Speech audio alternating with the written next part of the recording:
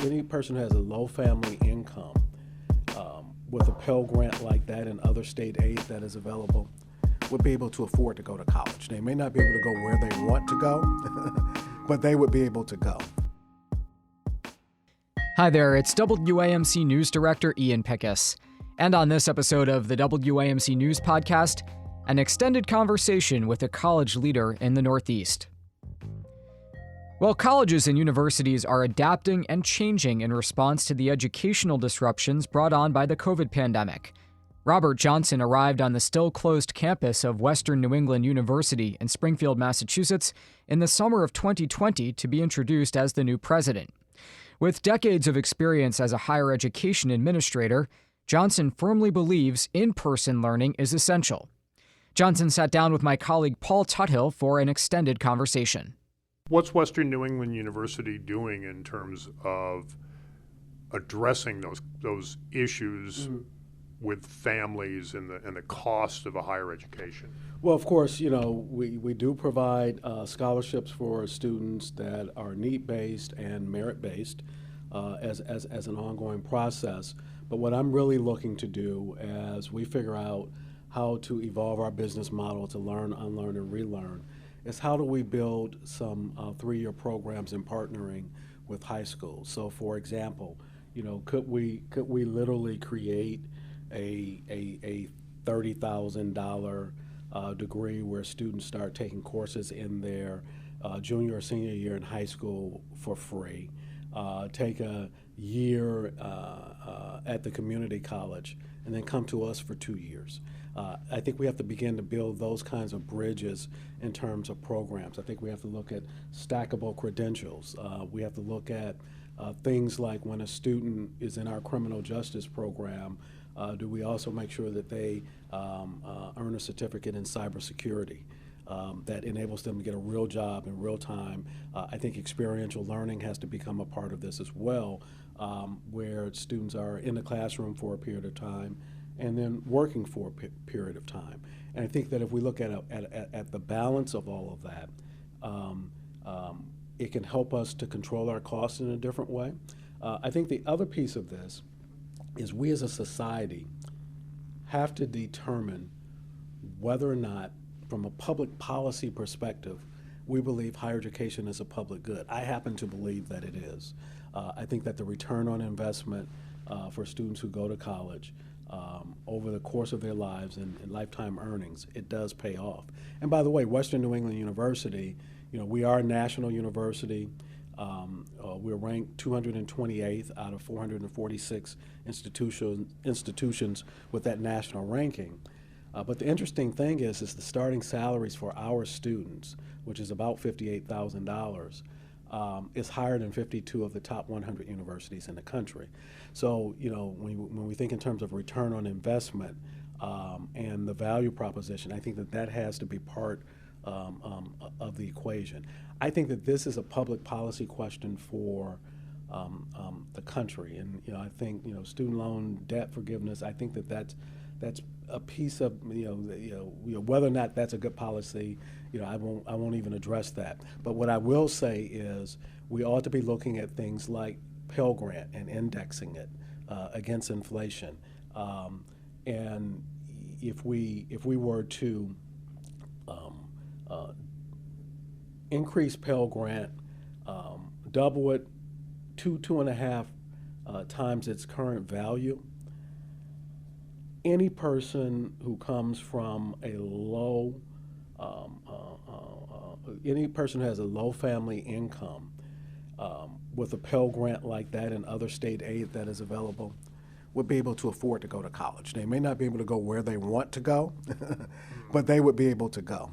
May that be a Western New England, a 2-year or 4-year public university, access would be available for them. But, you think about, Pell Grant is what $5,600, $5,700. Well, 20 years ago it was $3,000. It hasn't gone up much, and so I think we have to look at our public policy and ask ourselves as a society, is higher education a public good? I believe that it is. I think I read recently that healthcare costs and the cost of a higher education are two sectors that have far outpaced the overall rate of inflation over the last decade. Why is that the case? Address the higher education part of it. I'm going to ask you about healthcare, but higher education. When we look at our infrastructure and our costs, and it's probably not just the last decade. It's probably been more like the last 20 years or so that we have outpaced inflation.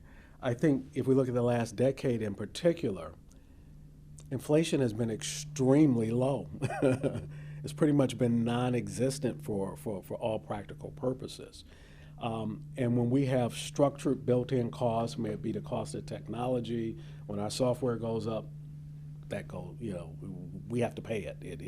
We're not going to freeze pay increases for a decade. The cost of food still goes up for us.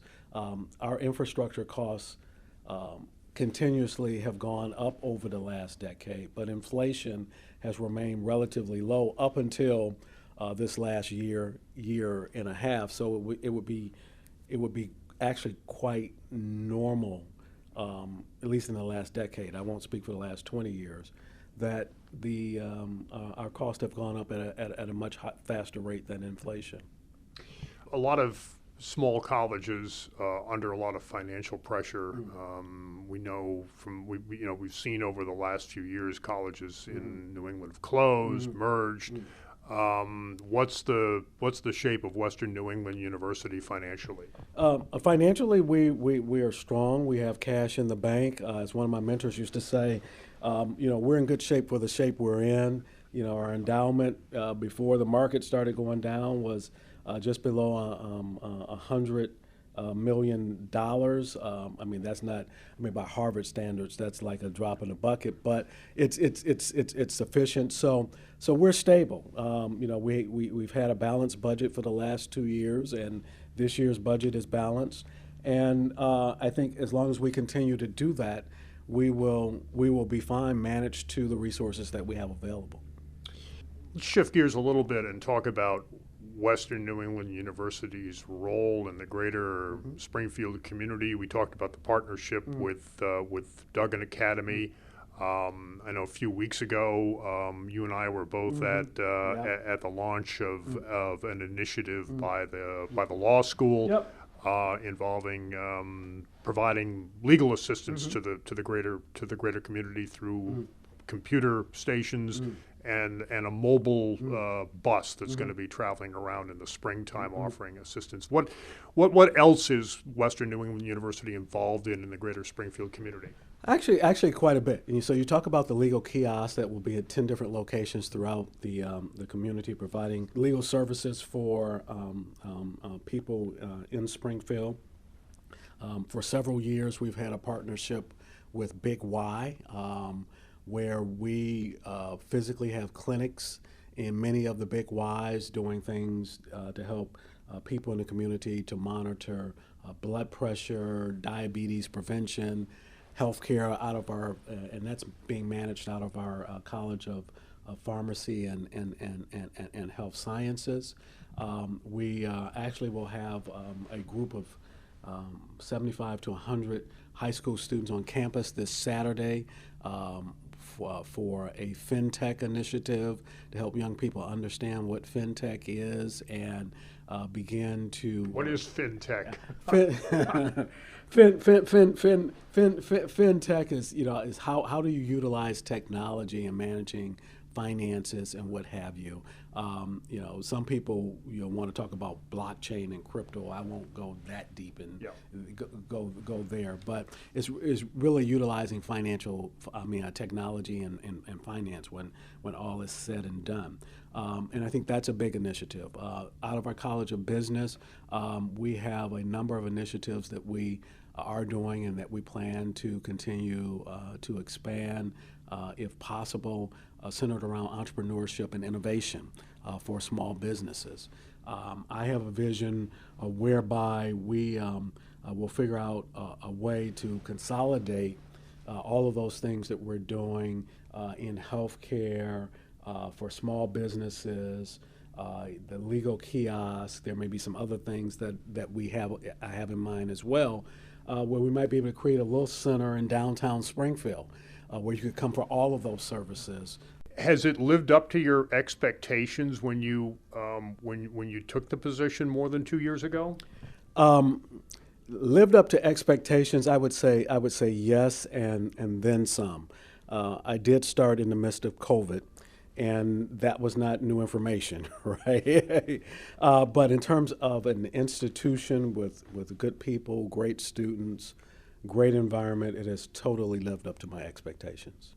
You mentioned obviously starting during COVID, that had to be a very unique challenge to kind of navigate that whole situation on the fly, so to speak, right?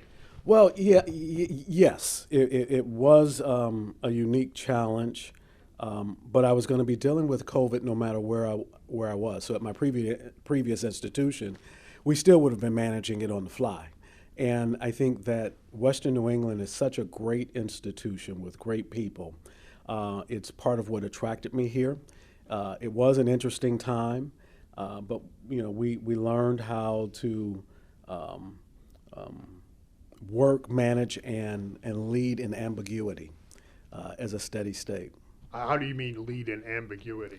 Well, so for example, every day, just about every day, we would have meetings, emergency management meetings, to talk about the issue of the day as it relates to COVID.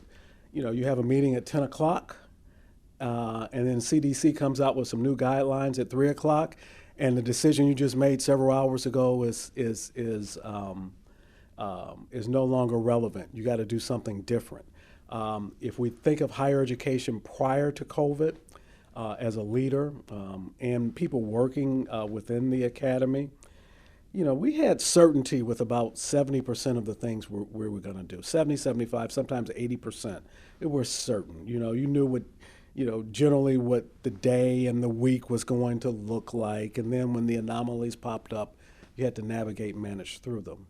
In the midst of COVID, and particularly in 2020, fall of 2020, at that time we did not have vaccines. We didn't know what we didn't know. The marker, the finish line kept moving, and every day, every week, we had to be thinking out of the box. We had to be agile. We had to learn, unlearn, and relearn as a steady state. That had to become our mindset. So we went from a point of working, managing, and leading, where only 20 or 30% of our lives were ambiguous in terms of decision making, to flipping it where 70, 75% of the time, it's, whatever decision we just made is subject to change. And I think as leaders, we had to reinvent ourselves, and living and working in uncertainty became the norm. Has the pandemic permanently altered higher education, permanently changed things here at Western New England University? So I'm going to give a bifurcated answer there. In some ways, the way that we will do business has changed forever. Some form of online and hybrid learning will be with us forever. Some form of hybrid or remote work will be with us forever. And I think in those ways, it has drastically changed. I think whatever the new normal will be, that has changed, but we're writing that chapter right here, right now. So, people say, well, you're returning back to normal. Well, we don't know what normal is yet. I think other ways that it has changed. We have an entire student population, and not just at Western New England, but I think at all colleges and universities, who've just gone through a traumatic experience. So, you think about generationally, you have the baby boomers, Gen X, Gen Y, Gen Z, and you can see the shifts coming in how, they process and think about information. But now, because you have an entire generation that has been traumatized, the student body changed overnight, not over multiple years. And also our workforce in terms of what we expect of ourselves and what we expect of our students.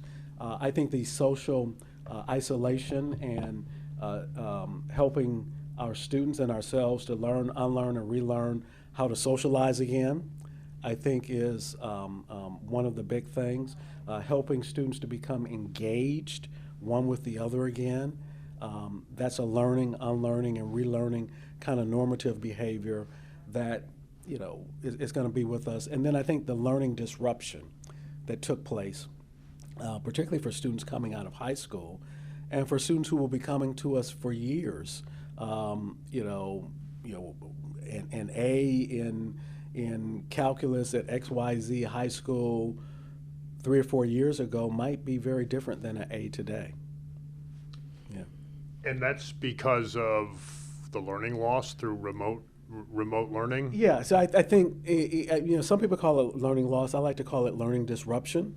And I think that, I think the jury is out as to what we're going to see with our incoming students for the next 2, 3, 4, 5 years, and what that will mean in terms of the kind of support services we may or may not have to provide students entering college. You're talking about more remedial work for incoming students?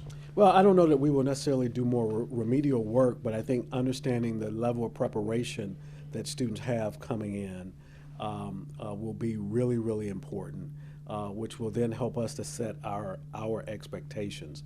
I don't know that we will massively change our business model, so to speak, that we start having a bunch of remedial classes. I would rather work with the community in the K through 12 system to figure out how to help them make sure students are prepared to come to college. And the university has a partnership with the Springfield Public Schools, the neighboring school, Duggan, the Duggan Academy, one of the middle schools in the city. You have that partnership there. Are you looking to expand those types of opportunities with the Springfield Public Schools and other districts in the region? We absolutely are, and I think that what we want to do this year is allow schools to get back to whatever they determine is normal. Then we want to engage with the schools and figure out how we can help them create programs, create a seamless process. I have some thoughts about starting a program where students coming out of schools, and we'll pick a major or two, where they can get a 3-year degree. And it will cost them significantly less. They can start taking courses while they're in high school, then a year at the community college, then 2 years at our institution, and get that degree in 3 years for a fraction of the cost. And so I think we have to figure out what that looks like. I want to get back to the issue of cost in a bit, obviously, because that's a big that's a big deal in higher education. But just sticking with the pandemic issues, how important was it, not just for your business model, but how important was it to resume in-person learning on the campus? I mean, you proved during the pandemic that it could be done remotely, but how important was it to have people return to the campus? I honestly believe it reaffirmed what I have always believed about online education. Some people believe online education is the panacea and will solve all problems as it relates to cost. But we're social beings. And I think the social interaction and helping students to evolve and grow socially, emotionally, morally, and ethically as part of what we do here within the academy is really, really important. So we were on the ground face to face. We were in the residence halls. We had small social gatherings, if you will, in the midst of it. But now that we're back fully, 100% without mask and all of those kinds of things, it is great. It is really great. Why? Because we're feeling some sense of normalcy, whatever that means. And it's going to, if we have 500 students, that's 500 different stories and experiences with COVID that are unique, but people are coming back together. And that really feels good. That really feels positive. All right, that does it for this episode of the WAMC News Podcast.